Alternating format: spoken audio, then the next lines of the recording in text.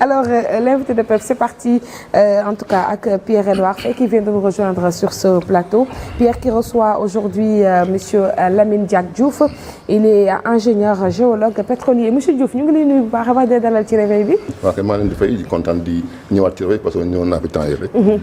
kontaan naa trop trouver seen plateau. mu ngi noonu fas yéene ñoo waxtaanee ak yow lu bare bare en tout cas sujet bu ñu itteel ndax dañoo am pétrole nag. mais moom soxla na leen moom waxtaan moom. waaw alors Pierre-Edouard Faye. waaw bonjour soxna Aïcha bonjour maa ngi lay nuyu. borom conférence de presse bu rëy ba ca palais de la République. posé fa question bu rëy. question bu rëy nga posé. est-ce que du moo andi tool yi. ay goro mu rek lay wax. yaa duggal fi mu ne nii Diomaye ci cadre ci situation yu ne. ah non non Diomaye il a du répondant question yi ñu ko posé yëpp indi na si ay tontu. maintenant nag Sénégalais bu si nekk yaay apprécier rek est-ce que convaincre na la ou pas. mais en tout cas ñun def nañu suñu liggéey moom aussi il a essayé d'être à la hauteur. C'était le plus important. mais Edouard comment tu trouves notre nouveau président. oui bon man personnellement par rapport ak sa entretien bi nga defoon avant ak après. waaw c'est ça personnellement bon c'était pas la première fois ma koy interroger. donc rappelé nga ko à 5 jours de la présidentielle defoon nañu entretien ak moom. ak bi passé il s'est bonifié. physiquement d'abord. dafa gën a leer. leer na. boo xoolee kanam gi rek xam ni ñu ngi koy defal soin de visage. ah oui wute nag avant présidentielle bi. il s'était bien habillé. sur le plan également de la profondeur aussi voilà il s'est beaucoup bonifié. il s'en sort. Et il a beaucoup appris. Oui. En si peu de temps, en 3 mois quand même, voilà, il s'est beaucoup amélioré quoi. Et donc son staff, les gens qui le conseillent tamit ont fait un bon travail. Moom aussi, il a été attentif certainement si liñ koy jàngal yëpp. Cour yi jàll na. Alors Pierre, comme sans plus tarder, on va essayer aussi de savoir un peu du pétrole parce que lu ñu itteel la tey comme on a l'immense plaisir de recevoir un ingénieur pétrolier, pourquoi pas en parler léegi ak Lamine Diack Diouf, il est déjà présent. Waaw Lamine Diack Diouf nekk d'ailleurs premier ingénieur pétrolier du Sénégal. Depuis le 11 juin passé, le Sénégal est devenu officiellement pays producteur de pétrole. Léegi gouvernement bi nag nee na contrat yi dañu koy renégocier waat wax nañ ko conseil des ministres semaine passée président barki démb ba muy def jàkkaarloo ak journalistes yi réaffirmé na ko. Alors yan levier concrètement le Sénégal mën a am pour mën a renégocier waat contrat yooyu Lamine. waaw bonjour Pierre. Bonjour. Donc voilà je pense que yàlla def na Sénégal am na pétrole aussi commencé nañu exploitation bi loolu lu am solo la léegi évidemment comme vous le savez contrat bu mënti gis mën nañ ko améliorer contrat bu mënti mën nañ ko améliorer donc les contrats ont été signés dans une période boo xam ni ñu ñoo soxla woon parce que pétrole comme vous le savez dafa nekk loo xam ni lu jafe wut la benn tonne pétrole rek ça coûte 60 milliards de francs CFA parce que problème moo di il ne faut pas perdre de vue que pétrole du ku nekk mooy tëb wut ko am ko parce que y a des défis technologiques parce que Sénégal ñun ba ñu nekkee Petrosen dafa liggéey indi woon nañu ay sociétés américaines ay sociétés françaises Total nekkoon na fi Elf nekkoon na fi Elf moo def puits de pétrole bi gën xóot Sénégal 5000 mètres mais onshore ci kaw suuf si maintenant pour forer ci géej gi dafa am ay contraintes parce que ci biir ndox la am ay pression et puis aussi y a des risques donc Sénégal wër nañ pétrole fu nekk amuñu ko mais ñu ngi ko am profondeur bu mag grande profondeur d'eau en offshore mais grande profondeur d'eau parce que y a offshore boo xam ni dafa nekk ci wetu côte bi offshore peu profond mais dafa am offshore profond offshore très profond te pour forer en offshore très profond dafa laaj technologie benn dafa laaj moyen parce que wax technologie wax moyen donc pour gis pétrole boobu dafa laaj xarañ dafa laaj moyen dafa laaj technologie pour gas ba yegg ci suuf da ngay gis ay 2000 mètres 3 mètres de colonne d'eau da ngay def ay tiges ay tubes colonne d'eau 3000 mètres ba pare soo koy laal xeer bi pour wàcc suuf wuti pétrole bi donc dafa laaj moyen alors de telle sorte que. te moyens yooyu ñun amuñu ko.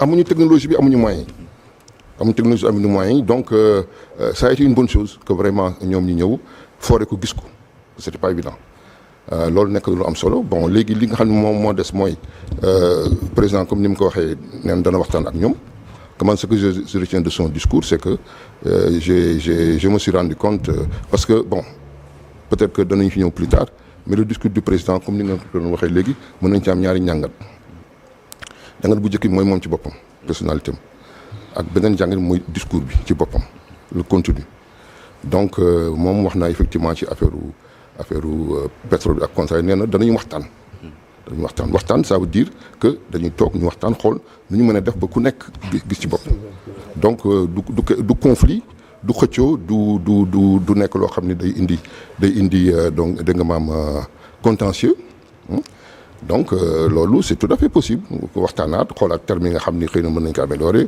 lan lañu Sénégal di bàyyi pour société bi nangu Sénégal yokk pourcentage am wala Sénégal justement est-ce que Sénégal am na marge de manœuvre bu conséquent bu ñu xamee ne multinationales yooyu bu ñu ñëwee di négocier contrat pétrolier mais elles s'entourent de toutes les garanties dañuy ñëw ak ay cabinets d'avocats yu mag jéem a verrouiller contrat yi à leur faveur. Oui, mais c'est pas dit qu'on ne peut pas trouver d'entente. Il est certain que les sociétés yi nga xam ne def nañ ci investissement yi danañu essayer retrouver seen investissement d'abord ce qui est important bu ñu récupérer seen investissement nag après tout est possible c'est à nous d'être imaginatifs c'est à nous de voir fan la ñu mën jaar ba améliorer sunu conditions contrat yi et ça c'est pas impossible parce que bon du point de vue impôt par exemple état am na marge de manœuvre bon écoutez seen lim bu ngeen ko réinvestir moo wàññi ko ci impôt yi bu ngeen defee réinvestissement ci domaine bi wala ci domaine bale parce que en fait ñun en Afrique notre problème c'est que les sociétés dañuy ñëw investir jël seen ay bénéfices yóbbu ko seen dëkk donc dañu war fexe ba imaginer ban moyen la ñu mën fexe ba seen bénéfice yi toog fii sans ñu forcer leen mais ñu def leen ay incitation pour ñu investir ko fii ñu gis seen bopp que ñoom tamit c'est des hommes d'affaires et puis bëgg nañu réew mi qu'il y ait la paix qu'il y ait la stabilité ñu opérer dans de bonnes conditions donc ce ne sont pas nos ennemis ce sont nos partenaires il ne faut pas les voir comme des adversaires comme des gens qui sont venus pour nous sucer pour nous piller et partir non c'est des partenaires yoo xam ni ñoom tamit sensible nañu situation pays bi situation politique pays bi donc bëgg nañu pays bi développer que moom environnement économique boo xam ne ñoom danañu fi mën def seen affaire ak yeneen affaire parce que c'est des hommes d'affaires donc ça aussi c'est important et je pense que li mu wax loolu la danañu renégocier ak ñoom waxtaan ak ñoom pour xool comment améliorer les contrats ci sunu avantage bon leneen itam moo di au-delà de cela mën nañu defaraat benn code pétrolier parce que code pétrolier comme ni nga xamee évolué na parce que ñun bi ñuy defar code pétrolier bu njëkk man ma nekk Petersen ñu defar code pétrolier bu njëkk bi c'était dans les années 80 90 jamono yooyu mënuñoon def code contraignant parce que bu defoon code contraignant kenn du ñëw indi xaalisam dañu naxanteeg ñoom code boo xam ne leen di attiré bi ñu ñëwee commencé liggéey changé nañ code bi ci diggante bi 2 fois 3 fois donc le président aussi il a cette possibilité de revoir le code pour que les découvertes futures tiennent compte de ce nouveau code avec suñu vision bu bees mais aussi ñu essayer xool est-ce que ce nouveau code pourra être rétroactif dans quelle mesure. pour que code bi gën a nekk à notre avantage. à notre avantage. parce que code bi à l'état actuel avantage wu kii ñëw la pour exploiter. bon suñu avantage ñu ñëpp parce que vous savez bon les contrats en général c'est que à partir du moment où la société récupère son investissement léegi day fay bénéfice supposons actuellement nous avons 20% 18% 20% personne am ci ressources yi société bu demee ba récupérer xaalisam day fay impôt day fay 35% de ses bénéfices 35% plus 20% ça fait presque 55%. comprenez donc dégg na rek ñun amuñu ci am bariwul tuuti la ñu am non ce n'est pas exact. En fait société bu xas day dans un premier temps day am 80% pour récupérer xaalisam dans un premier temps parce que boo defee prêt da ngay se rembourser immédiatement le plus rapidement possible parce que plus prêt bi duré plus intérêt yi yokku donc nga teel fay moo la gën a arrangé société bu demee lebi parce que je vous dis que pour forer benn trou de forage il faut des fois 100 à 200 millions de dollars. donc 60 milliards à 120 milliards mu def ko ci. benn teenu pétrole. benn.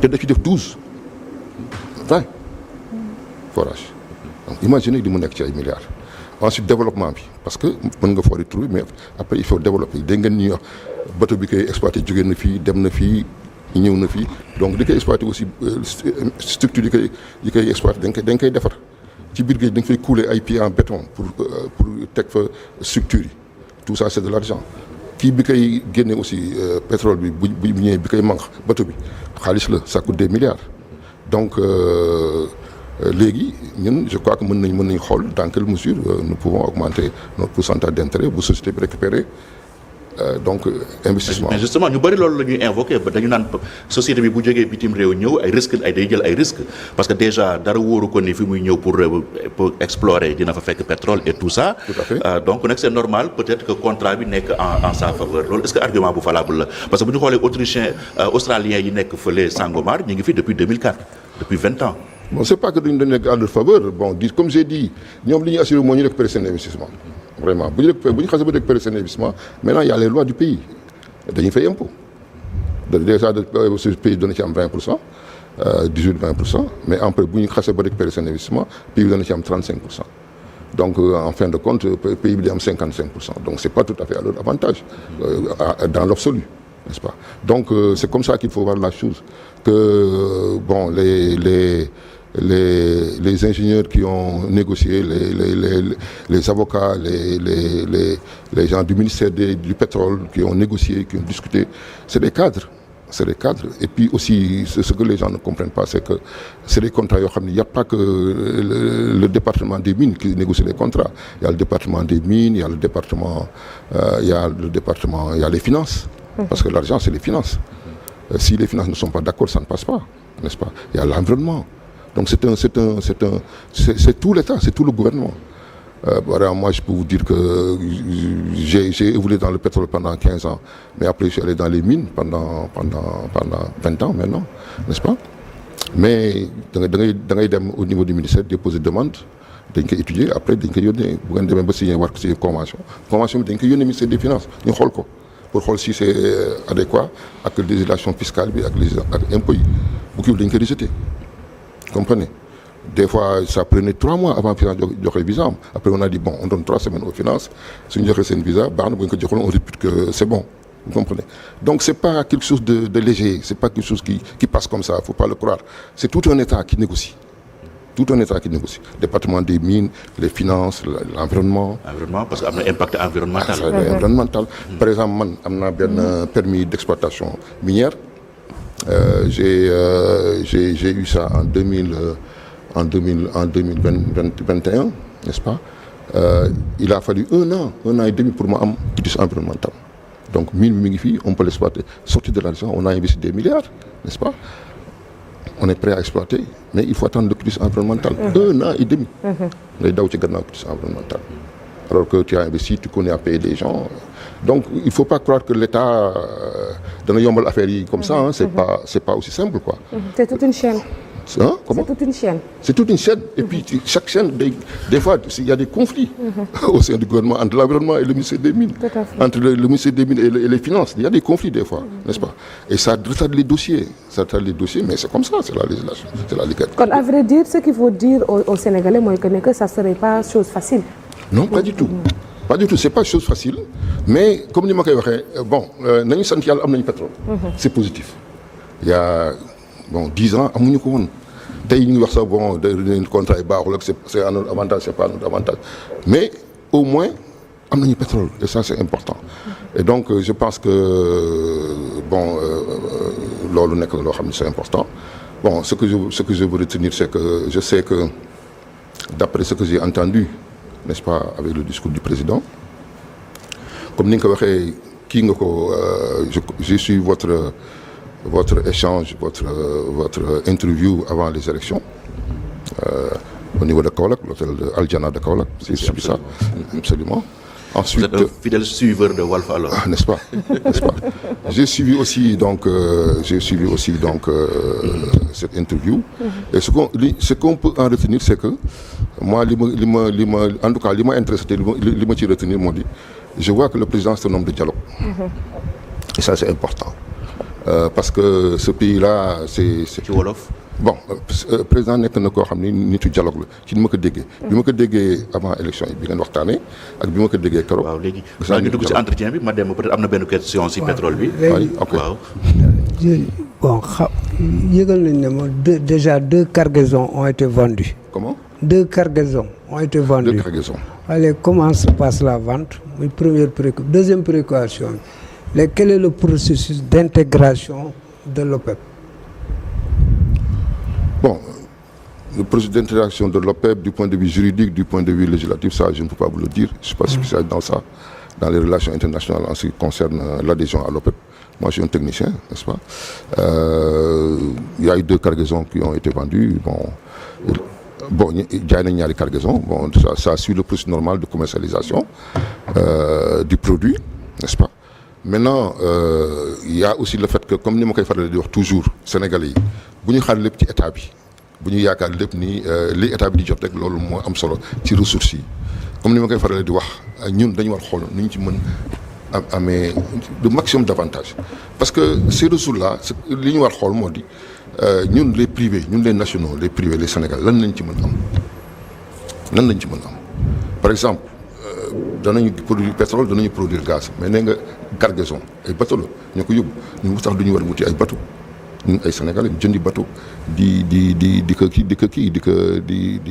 bokk ci chaîne de commercialisation bi déjà c'est un maillon de la chaîne xam ne ñu mën nañ ci dugg n'est-ce pas donc bu ñu xoolee état bi di am ñun nañu xool ñun Sénégalais lan lañ ci mën am bon ensuite méthane danañu am méthane bientôt fale au nord dañuy produire gaz mais gaz bi lan moo koy yóbbu ay méthaniers xam nga méthanier ñaata lay jar 120 milliards de francs CFA benn méthanier mais boo ko loué yaa ngi koy loué $500,000 par jour 300 millions de francs CFA par jour benn méthanier. Pourquoi ñun Sénégal duñu essayer ñun public privé. ñu essayer jënd méthanier. am ngeen moyen yéen privé bi. Comment? Privé il faut les trouver bon. Il ne faut pas toujours se dire que mënuñu am yeneen pays fi ñu jaar ba am ko foofu la ñu war jaar ba am ko. ñun am nañu 7 000 milliards de budget au Sénégal 7 000 milliards de budget am na ay hommes d'affaires nee nañu am na ay milliards. naan toog ak état bi waxtaan ak moom. écoutez dans la distribution dañ ci bëgg a dugg. Dangote ma nga ne defar raffinerie bu mag Nigéria nañ dem waxtaan ak état ñun privé kii dañu bëgg a dugg ci de transformation bi. donc chaîne de valeur yi il faut que ñu xool. Comme que léegi sax transport bi kii nu mu tuddati pétrole bi parce que am na aussi pétrole bi bu fekkee dañ koy produire am na ay tuyaux yu ñuy wax ay pipeline fan foofu lay jaar transport sous-marin mais tuyaux yi transport ñu Sénégalais mënoon nañ ci dugg xool dañ leen ci investir pour assurer chaîne boobu vous comprenez. Donc il y a des possibilités. dina fàtt sax chômage bi. Voilà parce que ñun dañu bari ay soudeurs quoi. waaw c'est ça parce que plus ñu am. Activité plus ñu créer emploi. mais ñu ngi dégg tamit ñu ngi naan monsieur Diouf. que pétrole bu baax la ñu am. loolu est-ce que mën nga ko certifier en temps. pétrole bu baax oui lu baax très bonne qualité. donc ñëpp bëgg nañ ko Allemagne bëgg na ko bon am na defe naa première kii ñu koy jox sax Allemagne ci la bokk. première cargaison foofu lay dem donc oui kooku loolu. mais ñun on est un pays gazier que pétrolier. waaw gaz lañu ëppale que pétrole. mais gaz bi dafa bëri gaz bi dafa bëri. c'est ça gaz bi dafa bëri mais problème bu ëpp valeur gaz bi ak pétrole bi. bon parce que pétrole bi daal defe naa moo ëpp bayre en tout cas. écoutez ça dépend stratégie bi ngay mettre en place parce que valeur du point de vue commercial am na mais valeur du point de vue développer ce pays am na aussi parce que bu fekkee ne gaz bi valoriser nañ ko ñun mine yi par exemple dañu jël gasoil di exploiter sunu mine yi engins yi machines yi di dox au gasoil mën nañu essayer xool ni ñu fexe ba mu dox au gaz déjà day tax ñu wàññi suñu consommation gasoil ensuite gaz yi moo gën yomb donc day wàññi coût de production day yokk bénéfice état bi comprenez donc loolu nekk na loo xam ne lu am solo la ensuite leneen di itam moo di bu ñu xoolee nu ñu fexe ba aussi transformer gaz bi def ko électricité dana tax Senelec li muy utiliser gasoil pour defar électricité day wàññeeku et bu boobaa coût de production courant bi day wàññeeku bu boobaa courant bi day wàññeeku bu boobaa coût de production bi day wàññeeku. usines yeeg Walfadjri yi di ngeen di fay courant day wàññeeku. usines yi day wàññeeku salon de couture yi salon de coiffure yi dégg nga usines yi yëpp coût de production yi day wàññeeku. donc day yokk marge société yooyu ñu def bénéfice te bu ñu defee bénéfice état bi day gën am mu rentrer donc au niveau de ces caisses. Et ces sociétés-là léegi xaalis bi dana circuler ba ñu mën créer emploi diversifier activités yi investir ci mbay mi investir ci napp gi investir ci càmm gi parce que développement bi dëgg-dëgg foofu la ci mbay mi. bu ñu fexee ba Sénégal comme man ni ma koy waxee toujours. Sénégal dafa war nekk l'Ukraine de l'Afrique de l'Ouest parce que mën na nekk am nañ ndox am nañ suuf am nañ lépp léegi mbay mi bu ñu ko développé daan dem nga xam ni dootuñu dem Ukraine di wuti ay blé wala ñu dem feneen dañ koy bay fii bu ñu bayee fii blé ah dégg nga maam dañuy mburu mi day daal di yomb te bu boobaa suñu mbokku tukul dañuy daal di kontaan ak suñu mbokku feneen yi dañuy daal di kontaan de telle sorte que lu am solo la. léegi avant ñuy dugg ci yeneen question d'actualité yi. parce que am nga tamit yeneen casquette. homme politique ak ay écrivain et tout. dernière fois bi nga fiy mujj da nga ne woon c'est vrai pétrole baax na gaz baax na mais nañ mettre aussi l'accent sur l'or. mooy les mines et tout ça parce que yow si ngay gën a yëngu est-ce que sa position évolué na entre temps. wala ba tey yaa ngi am conviction boobu que ni or bi la ñu war a mettre le paquet ndax moo ñu mën a yóbbu fu sori. oui mais il faut mettre le paquet partout parce que ñun dañu soxla xaalis nous avons besoin d'argent pour développer notre pays yàlla may nañu ay ressources am nañu pétrole am nañu or bon il faut pas seulement se focaliser sur le pétrole c'est bien que ñu focaliser sur le pétrole parce que dinañu indil ay rentrées d'argent mais il faut aussi se focaliser sur l'or. faut que état bi def ci moyens yu bëri parce que or bi moom li mu ñu mën indil dafa nekk lu bëri. pétrole bi li mu ñu indil bëri na mais or li mu ñu mën indil moo ëpp ndax boo xoolee pétrole énergie rek la waaw mais or puissance financière la puissance monétaire la dañuy jox souveraineté monétaire daf ñuy jox souveraineté économique daf ñuy indi yeneen chaîne de valeur parce que or yi bu fekkee ni développé nañ ko supposons actuellement au Sénégal am nañu après 15 à 20 mines d'or comprenez suñu góorgóorloo fexe ba 10 ñu développé ko ci 10 ñu fexe ba mu nekk ay mines yu mag. mine bu nekk mi ngi produire supposons 3 tonnes d'or ça fait 120 milliards 10 mines ça fait 1200 milliards. par an wala. par an. ñu ngi wax pétrole bi gaz dañuy indil 800 milliards or mën nañu indil 1200 milliards. boo boolee 1200 ak 800 muy 2000 milliards ça fait presque le tiers du budget du Sénégal boo xam ne dañ koy jëlee fii duñ ko lebi bitim réew duñ ko lebi fenn fii lañ koy kiiwee. donc loolu nekk na loo xam ne enjeu économique bu am importance la. donc je crois que tout le monde est conscient que ressource boobu nekk na ressource aussi bu am solo. parce que non seulement production bi day indi donc plus-value mais aussi les bijoutiers dañuy am produit bi donc da leen jox liggéey. ensuite fii bu ñu fi defee souk de l'or fii au niveau du Sénégal Dubaï souk de l'or la mais Dubaï amul or. du produire 1 gramme d'or. te pourtant ñëpp ngi daw Dubaï pour jëndi or pour jëndi bijou pour jëndi yëpp n'est-ce pas mais bu fekkee ni fexe nañu ba Sénégal ñu def fi souk de l'or def fi ay comptoir d'achat de l'or donc day créer une chaîne de valeur pour le pays et puis or boobu dañ koy transformer sur place ñun en tout cas loolu mooy suñu combat quoi. or bi ñuy produire dañuy def tout pour ñu produire ko mais aussi pour ñu transformer ko sur place. et puis aussi ñu stocker ko fii dafay réserve d'or. parce que un pays qui a des réserves d'or ça veut dire que ça c'est une économie forte. parce que bu ñuy wax réew ñu wax ki réew bi amul dara mais réew bu amul réserve d'or réew boobu dafa am valeur économique. donc Sénégal mën na jouer ci carte boobu aussi. bien sûr comprenez donc ça c'est important. léegi ci actualité bi rapidement. sortie président de la République bi ban appréciation nga si def. voilà bon je crois que comme ni ma ko waxee rek li ma ci comprendre moo di président dafa wane ni moom homme de dialogue la.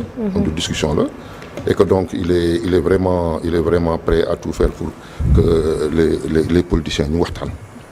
problème bu amee ñu waxtaanee ko donc problème DPG wane na ko dafa dem waxtaan ak waa assemblée ak premier ministre pour ñu essayer de trouver solution donc loolu c'est important man je pense que njiit bu fekkee ni dafa nekk quelqu'un boo xam ni dafa ouvert dafa bëgg waxtaan dafa bëgg dialogue comme ni ma ko waxee politique waxtaan la et ça moi je crois que et puis l'autre chose aussi moo di le fait que mu wax ni bon moom il fera tout pour que son premier ministre nekk président ce que ça veut dire que c'est que moom je pense que on ne se rend pas compte mais la vraie rupture c'est ça.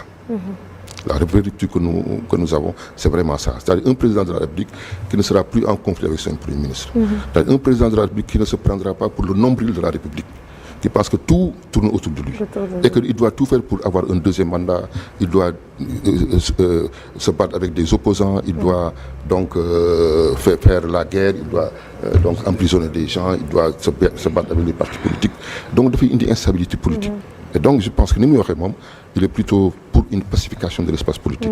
Et ça c'est très important. À vrai dire c'est une vraie rupture. Voilà donc loolu mooy rupture bi en fait. li ci des nag moo di comme ni ma koy waxee moo di Sénégalais yi je crois que bu ñu comprendre loolu maintenant au fond du discours on a parlé des impôts on a parlé de renégociation de contrat. On a parlé de beaucoup de choses mais ce que je voudrais juste dire moo di en fait impôt dañ ko war moduler c'est-à-dire mënuñu jël parce que impôt la politique fiscale c'est quelque chose boo xam ne dañ ko war